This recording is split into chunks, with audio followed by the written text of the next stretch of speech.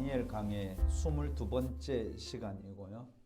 다니엘서 6장 1절에서 4절 이런 사람 없습니까? 라는 주제로 생각합니다. 이런 사람 없습니까? 오늘 첫 번째인데요. 6장에서 제가 이런 사람 없습니까? 시리즈로 같이 좀 생각해 볼까 해서 오늘 이런 사람 없습니까? 라는 주제로 다니엘 강의 22번째 다니엘 6장 1절에서 4절 이 말씀을 중심으로 해서 우리가 같이 생각해 보려고 합니다. 이 다니엘 6장은 이 페르시아 왕 다리오란 왕의 시대를 가리키고 있습니다. 이 페르시아의 세 번째 왕이 다리우스 1세인데요. 이 다리오 왕은 페르시아의 세 번째 왕입니다. 이 다리오 왕이 다스리던 시대는 BC 522년, 주전이라고 부르죠. 예수님 오시기 전 522년에서 486년, 약 36년간 페르시아를 다스린 왕입니다. 이 다리오 왕 시대에 이 나라를 어떻게 행정적으로 통치했는가를 오늘 이 본문이 밝혀주고 있는데요. 페르시아 제국을 127개 지방으로 나누었습니다. 다시 말하면 우리나라 행정구역처럼 대구, 광역시, 경상남도, 경상북도 뭐 이렇게 쭉 나누어서 관리하는 것처럼 페르시아 제국을 127개 지방으로 나누었습니다. 이것은 에스더 1장 1절에도 기록된 똑같은 역사적 사실이고요. 유대의 역사가 중에 요세푸스라는 사람이 있는데 이 역사가의 기록에도 다리오 시대에는 오늘 우리 본문은 120개라고 하고 있지만 이 고대 역사가 요세푸스 그 다음에 에스더에서 쭉 연결해서 보면 127개 지역입니다. 127개 지방이었습니다. 여기 오늘 우리 성서에는 120개 지역으로 나타나고 있는 고관 120명을 세워 전국을 통치했는데요. 역사 기록은 127개 지역을 나누어서 다스렸다. 다리오는 120명의 지방관을 세웠습니다. 그리고 120명의 지방관 위에 3명의 총리를 세웠으니까 40명씩 40개 지역에 한 총리 이렇게 해서 3명의 총리가 있었습니다. 그리고 이들 총리 사이에도 경쟁이 있었고요. 또 서로 견제하게 함으로써 효과적으로 중앙집권적 형태 이런 체제를 만들어서 안정적으로 정치를 이끌고 가고자 한 다리오 왕의 그런 계획 속에서 이루어진 내용이다. 그렇게 생각됩니다. 실제로 중앙집권적 국가 이렇게 하면은요, 왕권이 극도로 강화됩니다. 그리고 정치적으로는 안정을 가져올지 모르지만 왕에 대한 최고의 추앙과 신격화로 이어질 여지는 언제나 열려져 있습니다. 이것은 인간사에서는 늘 있는 일인데요. 중앙집권적 국가, 왕권을 강화한다. 목사의 권리를 강화한다. 이렇게 되면 좀 안정될 수는 있지만 최고의 추앙, 신격화 이런 것은 이런 중앙집권적 그런 정치적 그런 일들을 통해서 그런 체제를 통해서 만들어진다는 특징이 있습니다. 우리나라는 요사이 그 검찰공화국 이렇게 만들잖아요.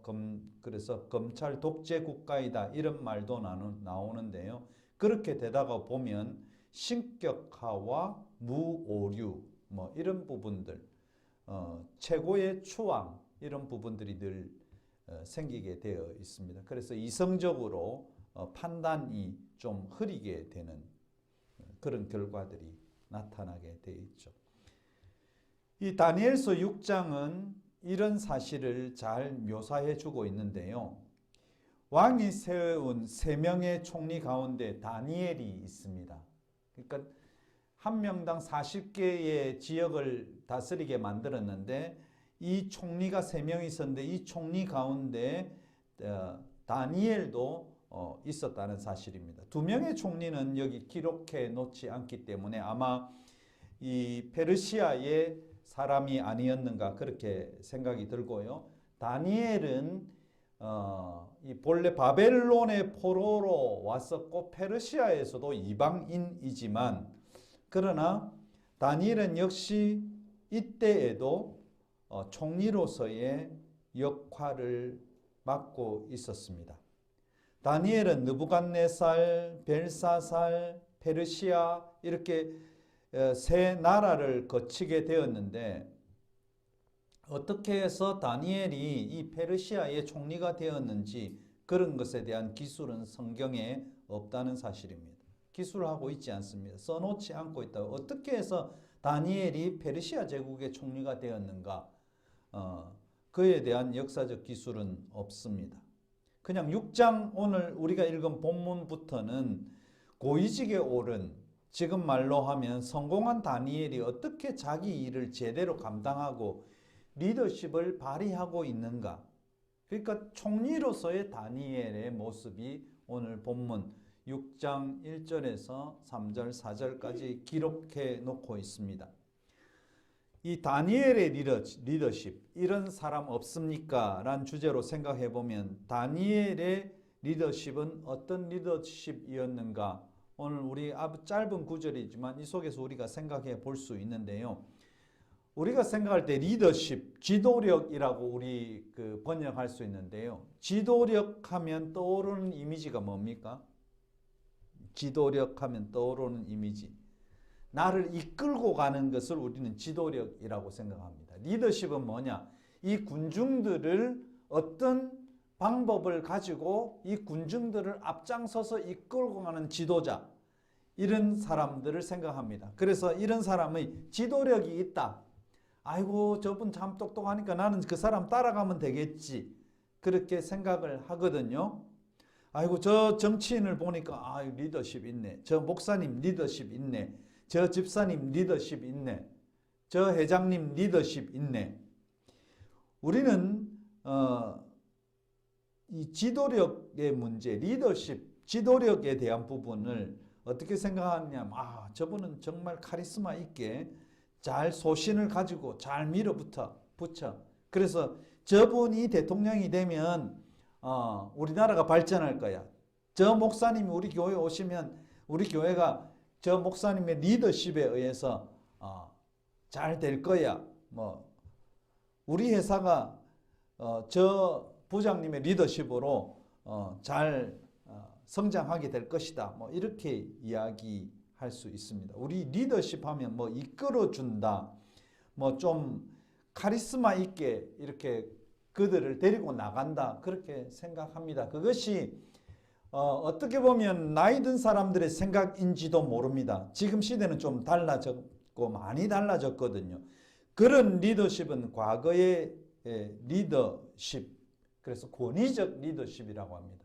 그런데 아직도 교회는 아직도 우리 50대, 60대 되신 분들은 이 권위적 리더십을 리더십으로 생각합니다. 그러나 지금의 시대는 그 권위적 리더십을 요구하지 않습니다. 지금은 시대가 바뀌었다는 사실이죠. 노무현 대통령의 전집 2번째 2권에 노무현 리더십 이야기란 내용이 있습니다. 이 노무현 리더십 이야기에서 노무현 대통령은 이렇게 말씀하고 있습니다. 어떤 리더십이 중요한가? 그는 책에서 이렇게 이야기합니다. 전차 경주로 유명한 벤허라는 영화를 보면, 이 영화는 1959년도에 사실 만들어진 영화인데요. 여기서 벤허가 모는 4마리 말이 백마가 있고요. 호민간 메살라가 모는 4마리 흑마가 경주를 벌이게 됩니다. 영화이기는 하지만은 이때 베너는 백마들을 애정으로 대하고 채찍질하지 않습니다. 단지 경기할 때 고삐만 살짝 당길 뿐 그 말들을 향해서 채찍을 가하지 않습니다. 그러나 반면에 메살라라는 호민가는요, 속도를 내기 위해서 이 검정색 말에게 끊임없이 채찍질을 가합니다. 이 경주에서 누가 승리하게 되느냐 하면 결국 벤허가 승리하게 됩니다. 노무현 대통령이 이런 말씀합니다. 나는 이 영화를 보면서 전차 경기의 승패보다는 애정으로 대하는 말과 채찍으로 대하는 말의 경기력에 주목했습니다. 이것이 단지 영화일 뿐이고 또 그 대상이 인간이 아닌 말에 불과하다 할지라도 사람을 어떻게 대해야 하는지 큰 시사를 받았습니다. 말이 그렇다면 인격을 가진 사람에게는 더욱 채찍보다 애정, 채찍보다 사랑이 중요하지 않겠습니까? 권위적 리더십은 인간을 게으르고 신뢰할 수 없는 존재로 보고 권력은 직위에서 나오는 광재력이라고 생각을 한다고 거기서 이야기하고 있습니다. 그러나 민주적 리더십은 뭐냐?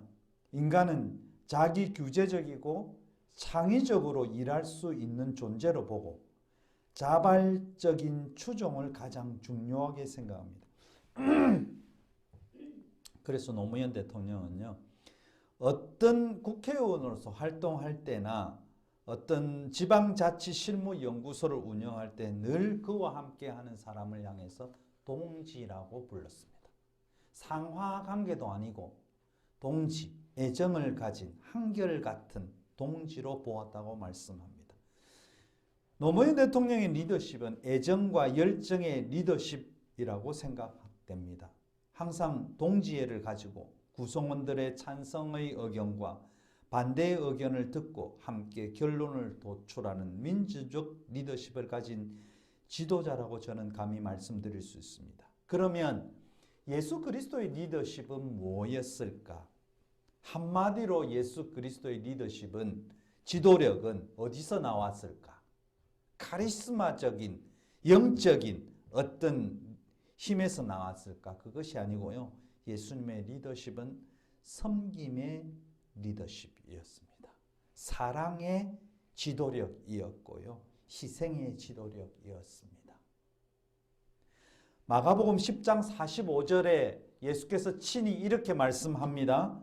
인자가 온 것은, 내가 온 것은 섬김을 받으려 함이 아니요 도리어 섬기려 하고 자기 목숨을 많은 사람의 대속물로 주려 함이니라. 다시 말하면 예수님이 이 땅에 오신 이유, 예수님의 지도력, 예수님의 리더십은 섬김의 리더십이었다는 말이죠. 사랑을 가지고, 애정을 가지고 섬겼다는 것입니다. 마태복음 23장 11절 12절에 가서 보면 너희 중에 큰 자는 너희를 섬기는 자가 되어야 하리라. 누구든지 자기를 높이는 자는 낮아지고 누구든지 자기를 낮추는 자는 높아지리라. 이것이 예수님의 리더십입니다. 지도자가요,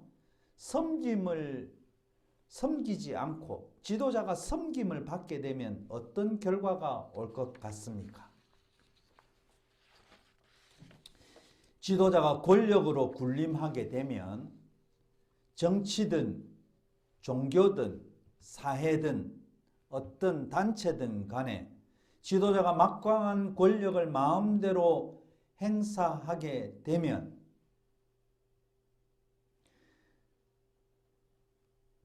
그 결과 서로 억압당하게 되고 그의 길들이 다 이렇게 막히게 되는, 그 조직이 건전하게 되지 않는 그런 결과를 가져오게 됩니다. 이러한 막강한 권력을 행사하는 사람들을 향해서 예수님께서 마태복음 23장 13절에 이렇게 말씀해요. 화 있을진저 외식하는 서기관들과 바리새인들이여, 너희는 천국 문을 사람들 앞에서 닫고 너희도 들어가지 않고 들어가려 하는 자도 들어가지 못하게 하는도다. 이 마태복음 23장 13절 말씀은 굉장히 의미심장한 말인데요. 예수님 당시에 서기관들, 바리새인들은 종교 지도자였습니다. 교회에서 막강한 권력을 가지고 있는 사람이었습니다. 하나님을 굉장히 잘 섬긴다고 11조도 굉장히 정확히 하는, 종교적 행위를 정확히 하는 사람이었습니다. 그런데 이 사람들을 향해서 예수님은 뭐라고 말씀하느냐? 너희는 천국 문을 사람들 앞에서 닫아버리고 너희도 안 들어가고, 들어가려고 천국 문으로 가려고 하나님의 말씀대로 살려고 하는 사람들도 못 살게 만드는구나. 천국에 가지 못하게 하는, 하나님 나라를 보지 못하게 만들고 보면 안 된다고 하는 것입니다. 즉 종교 지도자들, 목사들, 신학자들, 교회에서 나름대로 권위 있는 사람들, 이 사람들이 집단적으로 이것을 가리켜서 뭐라고 하느냐면 가스라이팅이라는데요. 이런 이유 저런 이유를 들어서 하나님을 올바로 보지 못하게 하고 정상적인 기독교인으로서 크리스찬으로 삶을 못 살게 만든다는 겁니다. 우리가 가스라이팅이란 말을 참 많이 들어봤잖아요. 요사이 심리학자들이 이 내용, 이 사람들이 마음들이 굉장히 이렇게 나약해지고 약해지는 부분이 있어서 요사이 가스라이팅이라는 사례가 정말로 많이 발생하는데요. 이 가스라이팅이라는 말은 뭐냐면 이 가스등 효과라고 이야기하는데요. 심리적 조작을 통해서 타인의 마음에 스스로 의심을 불러일으켜서 현실감과 판단력을 잃게 만드는, 그래서 현실적으로 판단력도 잃게 만들고 현실감도 잃게 만들면서 그 사람을 스스로 지배하는, 가스라이팅 하는 사람들이 이 사람을 지배하는 거예요. 오직 내 말만 듣게 만들고 다른 사람의 말은 기울이지 못하게 만드는 이런 현상을 가리켜서 가스라이팅이라는 겁니다.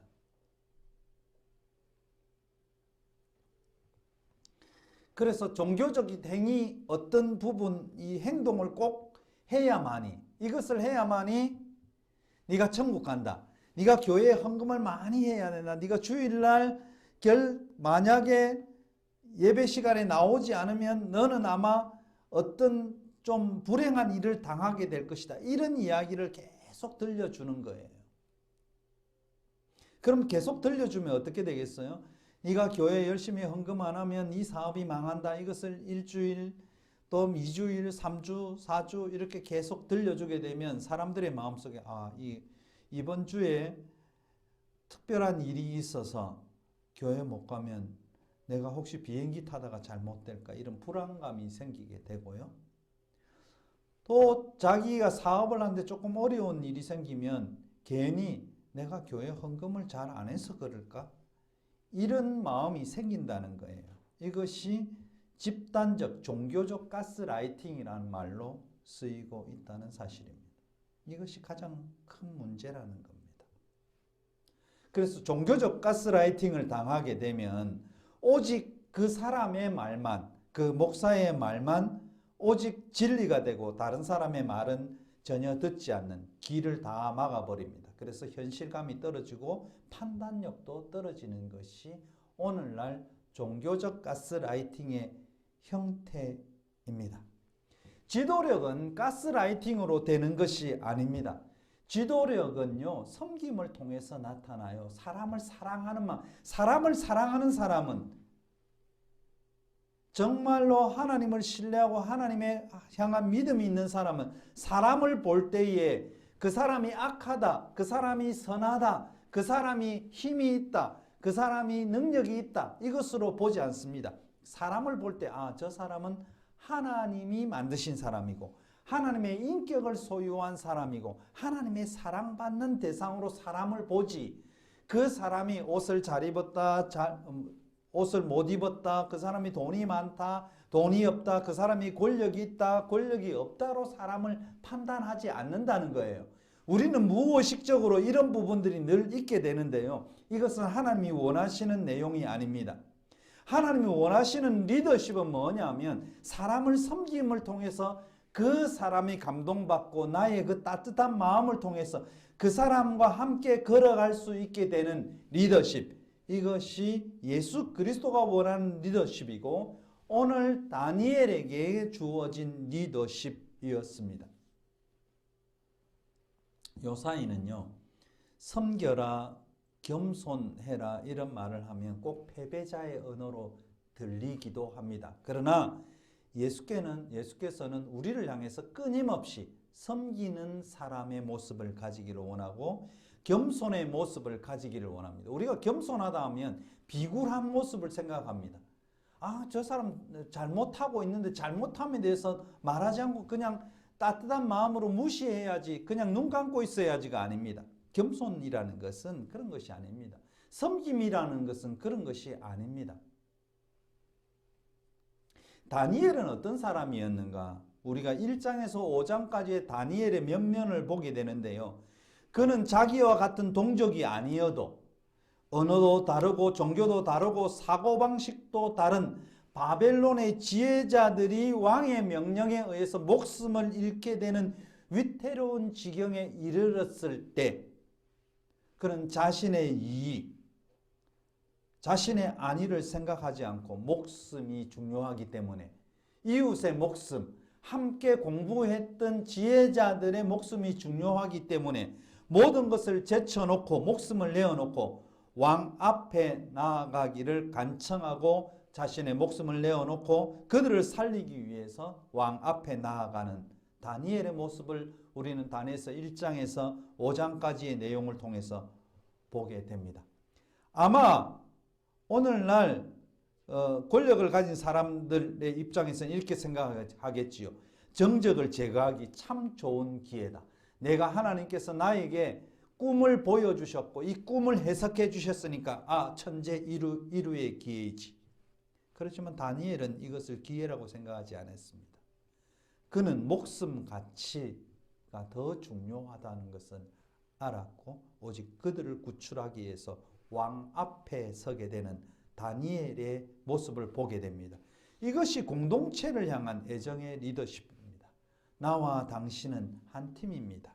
나와 당신 모두 하나님의 사랑을 받는 존재이기에 하나님의 형상으로 하나님의 모습으로 존재하는 사람이기에 당신이 누구든지, 당신이 흑인이든 당신이 백인이든 당신이 동남아시아에서 오셨든 당신이 이슬람인이든 당신이 동성애를 가진 사람이든 간에 나는 당신을 사랑할 수밖에 없습니다. 이것이 참된 리더십입니다. 억압적 리더십, 꼰대적 리더십을 가지면 그 회사는 오래 가지 못하고 그 나라도 오래 가지 못할 것입니다. 그 교회도 오래 가지 못할 것입니다. 폭력적 회사의 리더에게 돌아오는 그런 회사의 결말은 대표는 폭력을 행사하여 감옥에 가게 되고 회사의 구성원들은 뿔뿔이 흩어지게 되는 이 망하는 길이 이런 모습들입니다. 오늘 다니엘은 관리로서의 리더십은 어떠해야 하는가를 보여주고 있습니다. 우리 성서의 표현대로 우리가 생각해 보면 첫 번째는 다니엘은 마음이 민첩하다라고 표현되어져 있습니다. 이 말은 히브리어의 원어의 뜻은 뭐냐면 특별하다라는 의미입니다. 다시 말하면 다니엘의 속사람, 다니엘의 마음은 다른 사람과 달랐다는 것입니다. 다니엘의 마음이 민첩하다. 이것은 특별하다.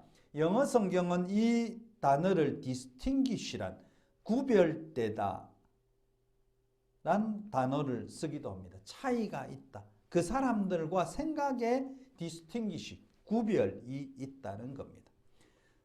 나는 계산하고 다른 사람들은 계산하고 이것을 나에게 유익이 될까 유익이 되지 않을까를 생각할 때 다니엘은 계산하지 않고 애정으로 대하고 일에 대해 자신감 있게 하부 관리들하고 함께 일하다가 실수를 하더라도 내가 책임질 테니까 우리 함께 열심히 해보자. 질서 있게 일하는 모습을 보여주는 것. 이것이 오늘 민첩하다는 이 단어의 뜻이기도 합니다. 두 번째는 이 다니엘의 모습은 총리들과 고관들 위에 뛰어났다라는 표현하고 있습니다. 이 뛰어나다라는 단어는 인도하다, 이끌다라는 단어와 연관되어 있습니다. 다시 말하면 다니엘의 지도력을 말하는 단어, 이것이 뛰어나다라는 단어입니다. 즉 다니엘은요, 다른 고위직 관리들과 달리 마음가짐이 달랐고요. 이것이 그가 다른 총리들이나 고관들보다 특별한 리더십을 발휘하게 하였다고 볼 수 있습니다. 지금 우리가 이 다니엘의 이야기를 듣다 보면 다니엘은 그냥 페르시아 사람으로 우리가 생각할 수 있고 다니엘은 굉장히 잘 살고 편안하게 살았을 것으로 생각하지만 우리가 성서의 역사를 볼 때 성서의 역사가 항상 그 처한 사항들을 읽고 성서를 읽으면 절대로 성서를 제대로 우리가 이해할 수 없다는 것을 보게 됩니다. 다니엘이 살고 있던 시대, 다니엘서가 쓰여진 배경은 다니엘이 포로로 잡혀 있는 시대입니다. 타국에서 와가지고 많은 관리들, 페르시아 관리들, 바벨론의 관리들의 견제를 받고 있었고 어느 한순간이라도 조금이라도 잘못되면 다니엘은 땅바닥으로 떨어질 수밖에 없는 이방인입니다. 포로입니다. 다니엘이 이 낯선 땅, 자기의 고향도 아니고 낯선 땅에 끌려와서 왕궁에 있을 때나 어디에 있을 때나 그는 나는 이방인이기에 내가 어디까지 갈 수 있을까? 내가 성공할 수 있을까? 이렇게 생각하면서 체념하거나 포기하지 않고 하나님의 사람으로서 그는 어디에 하나님이 자기를 보내든지 하나님의 사람으로 살아가는 다니엘의 모습이 그려져 있습니다. 다니엘이 처음에 잡혀왔을 때 누구나 바라고 선호하는 왕의 음식과 포도주를 거부하였습니다. 그리고 바벨론의 학문은 아주 충실하게 배웠고 왕의 앞이라 하여도 해야 할 말을 하고 왕의 호의에 기대거나 의지하지 않았다는 것을 우리는 성서를 통해 보게 됩니다. 사람에게 잘 보이려고 하는 것이 아닌 하나님 앞에서 하나님의 사람으로 행동하고 살고 있는 다니엘의 모습을 보게 됩니다. 그렇기 때문에 오늘 여기 다니엘이 흠잡을 것이 없었다, 다니엘이 구별되었다, 다니엘이 리더십이 있었다, 이 말은 뭐냐면 인간에게 잘 보이려고 살아간 것이 아니고 하나님 앞에서 하나님의 사람으로 행동하고 살았다는 것입니다. 다른 사람이 안 볼 때에 다른 사람의 눈을 피해서 살아간 것이 아니고 어떤 순간 어떤 환경에서라도 사람의 눈을 의식하기보다는 하나님의 눈을 의식하고 살아갔다는 것입니다. 누가 있든 없든 자신의 위치에서 자신의 일을 정확하게 감당하는 다니엘의 모습을 보게 됩니다. 다니엘의 지도력, 다니엘의 리더십은 어떤 사람을 장악해서 가는 것이 아니라 그들과 함께 따뜻한 마음으로 함께 일해 나가는 그런 모습을 보게 됩니다. 4절의 말씀을 원어적 차원에서 이해해 보면 이렇게 이해할 수 있습니다. 다니엘은 사람이 있건 없건 총리로서 자신의 일을 감당하고 다른 사람들이 그에게서 아무런 태만과 게으름을 발견할 수 없었다. 다니엘에게서는 어떤 부패의 흔적도 찾아볼 수 없었다. 다니엘을 탈탈 털어도 털끝만큼의 부패의 흔적을 찾을 수 없었다는 것입니다. 이것이 다니엘 오늘 6장 4절의 원어적 표현입니다. 다니엘을 탈탈 털어도 털끝만큼 부패의 흔적을 찾을 수 없었다는 것입니다. 이것이 다니엘의 리더십의 원천이라는 것입니다. 지난 3월 2일 날 우리 대구지검에 있는 이문정 검사가 검사 적격 심사 대상이 돼서 심사를 받게 되었는데요. 지난달 27일에 천주교 정의사회구현 전국사재단에서 이렇게 기자회견을 합니다. 우리는 이문정 검사가 검찰에서 정년퇴직하는 모습을 보고 싶다. 이문정 검사를 부적격 검사로 몰아간다면 우리 사회의 역사는 분명 법무부를 부적격으로 판정하게 될 것이라고 선언합니다. 그리고 4만 명의 국민들이 탄원서를 보내었습니다. 이분이 검찰과 반대의 그런 삶을 살아가게 된 것은 부정부패한 권력에 반하는 무죄 구형을 한 이유로 계속되는 억압이 이분에게 계속 닥치게 되는 것입니다.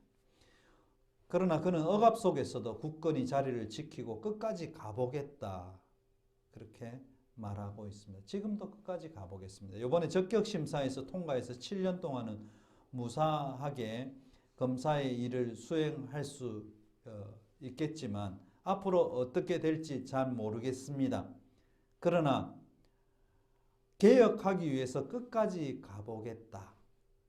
그 말은 참 우리에게 의미심장하게 들리고요. 아마 이분이 털끝만큼의 부패의 흔적이 있었으면 그 자리를 지키고 있을 수 없을 겁니다. 하나님의 사람으로서 부패의 흔적 없이 깨끗하게 태만과 게으름 없이 직무를 잘 수행하는 리더십을 보여주었으면 합니다. 다니엘의 리더십을 보게 되면 늘 언제나 자신의 위치가 어떠했는가를 판단하고 자신의 위치를 늘 생각합니다. 내가 어떤 모습으로 이 바벨론 땅에서 또 내가 어떤 모습으로 페르시아 땅에서 총리로서 일을 잘 수행해 나갈 것인가를 늘 고민하는 다니엘의 모습을 보게 됩니다. 사랑하는 성도 여러분, 우리는 이 땅이 우리에게 사실은 낯선 땅입니다. 그래서 이 낯선 땅에서 우리가 참된 리더십을 발휘하기 위해서는 이 땅에서 부패의 흔적이 털끝만큼 없이 다른 사람 누구든지 나 자신을 볼 때에 하나님 앞에서 저분을 보게 되면 참 옳은 사람이야. 저분을 보게 되면 참 따뜻한 마음을 가졌어. 저분은 우리의 관심사에 정말 민첩하게 행동해줘. 저분을 보니까 예수 믿는 사람인 것 같아. 이런 말을 우리는 들어야 합니다. 그것이 참된 리더십입니다. 우리가 이 세상에서 들어야 할 말은 뭐냐? 저분 교회 열심히 다니네. 저분 기도 참 많이 하네.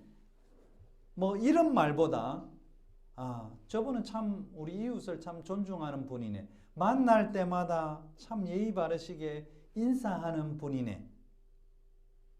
저분을 보니까 아이나 어른 할 것 없이 다 좋아하고 사랑이 넘치는 분이네. 이것이 세상을 바꿀 수 있는 것입니다. 다니엘은 구별되게 흠 없이 그리고 애정과 사랑을 가지고 그의 동료들을 섬겨왔고 그의 이웃을 섬겨왔고 그의 나라를 섬겨왔듯이 우리도 어떻게 이 세상을 바꿀 수 있는가? 사람을 존중하고 예의 바르게 이웃과 자녀와 나의 아내와 자녀들이 나를 향해서 아이고 이런 분은 없어요. 우리 어머니 같은 분은 없어요. 우리 아버지 같은 분은 없어요. 이런 이야기를 우리는 들어야 됩니다. 나의 이웃이, 나의 아내와 자녀들이, 나의 친구들이 나를 향해서 아이고 이런 분 없습니다. 이런 소리를 들어야 합니다. 이것이 참된 리더십입니다. 교회 와서 기도 열심히 하고 찬송 부르고 봉사하고 이 열심도 좋지만 우리가 하나님 앞에서 하나님의 사람으로서 우리의 직무를 수행해 나갈 때 사람을 섬기고 옳게 행하는 것도 잊지 말아야 할 것입니다. 예수께서는 늘 이런 말씀을 하셨습니다. 마태복음 23장에서 서기관과 바리새인들이여 너희가 박하와 해안과 근처에 11조를 들이되 율법에 더 중한 바 정의와 긍휼과 믿음은 버렸도다. 그러나 이것도 행하고 저것도 버리지 말아야 할지니다. 다시 말하면 종교적 행위도 중요하지만 그것보다 더 중요한 하나님의 말씀은 정의와 긍휼과 신실한 믿음이라고 말씀하고 있습니다. 우리가 다니엘을 통해서 이런 사람, 어떤 사람을 하나님이 원하시는가 우리는 보게 됩니다. 정의와 긍휼과 신실한 믿음과 이웃을 향한 사랑의 마음, 섬김의 리더십이 이 세상을 바꿀 수 있다고 저는 확신합니다.